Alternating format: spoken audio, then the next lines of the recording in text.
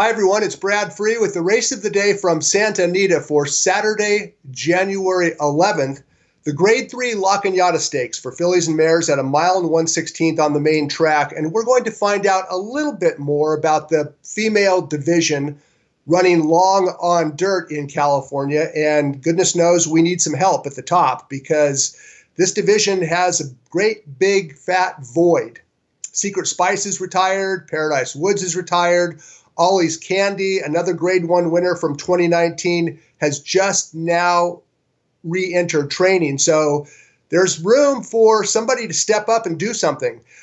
They will in March. March 14th is the Grade 1 Beholder Mile, and Hard Not to Love and First Star, the first and fourth place finishers from the La Brea Stakes on opening day, are targeting the Beholder Mile. They'll be in that race. Ollie's Candy just recently returned to trainer John Sadler's barn. Not sure if she'll be ready for the Beholder. Not sure she won't.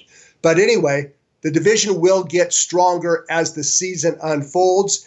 And we're going to find out a little bit about the second tier of the division Saturday in the La Cañada. It's been downgraded to a Grade 3 and a field of 8 fillies and mares lined up for this mile and 1/16th dirt race. Let's take a look at the field. It's led by number 7, Spiced Perfection.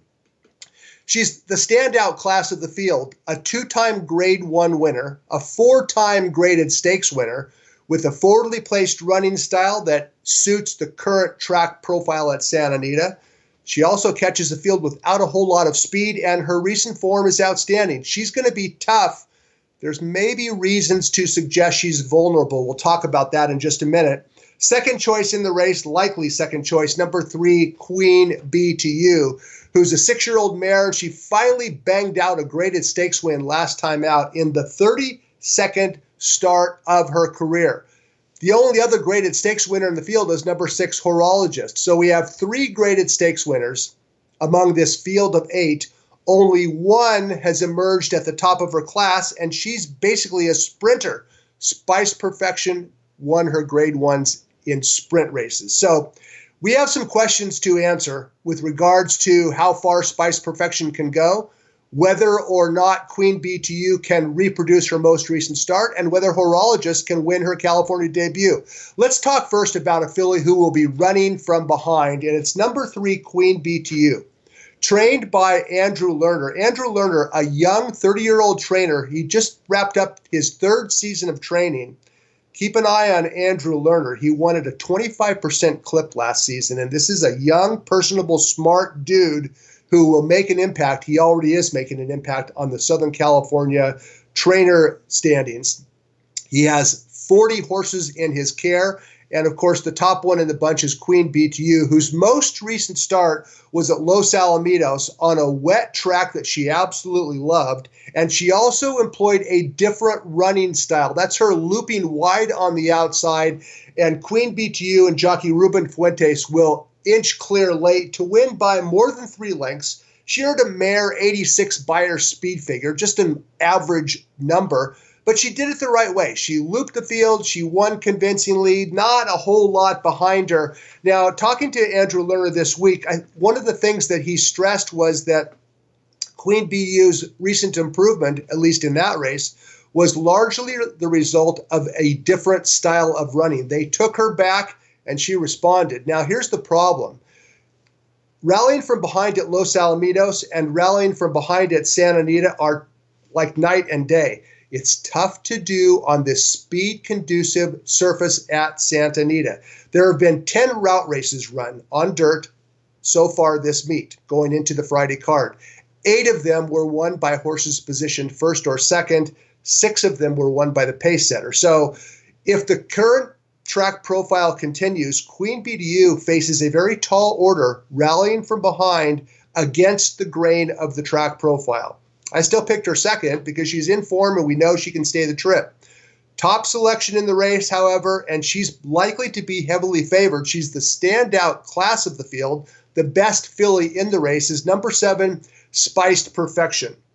Now, here's the deal with Spiced Perfection. She's been a sprinter throughout her 9 for 20 career, and as a sprinter, I also include her most recent start. It was 1 mile at Aqueduct in the Grade 3 Gopher Wand, and Spice Perfection was able to make the lead under Javier Castellano. She cruised along with a 49 flat opening half, 6 furlongs into 114. She was walking on the lead, and she had plenty left for the drive. That's Spice Perfection winning the Gopher Wand by more than 2 lengths at Aqueduct. She returned home. She has trained well for Peter Miller, and she has the type of forwardly placed running style that could play well against a La Cañada field that came up surprisingly short on pace. Now, there's a couple of knocks with regards to Spice Perfection. First of all, she's tried 2 turns only once in her career. She finished second as the even money favorite. But here's a weird, wild trainer statistic gleaned from DRF's Formulator program, and it concerns one of the top horsemen in California. Trainer Peter Miller is a terrific trainer. Everybody knows that. But listen to this stat. Miller is 0 for 42 the last 5 years in graded stakes races on dirt at a mile and 1/16 or more. 0 for 42. If Spice Perfection wins the La Cañada, she's going to end a long losing streak for Miller trainees in graded stakes on dirt at a mile and 1/16 or more. So, look, there's a time and a place for taking a short price.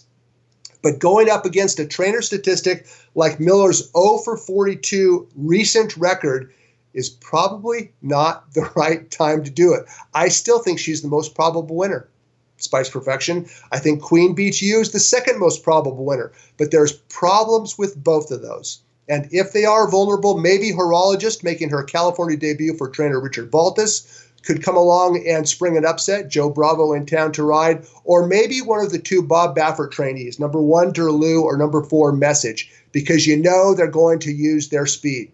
I guess what I'm saying is, in my opinion, the La Cañada Stakes on Saturday is a very difficult race on which to make an intelligent wager. If you want to gamble and take a shot at a price, maybe the Baffert trainees, maybe Star of Quality down on the outside, number 8, Star of Quality, trained by Bill Spar.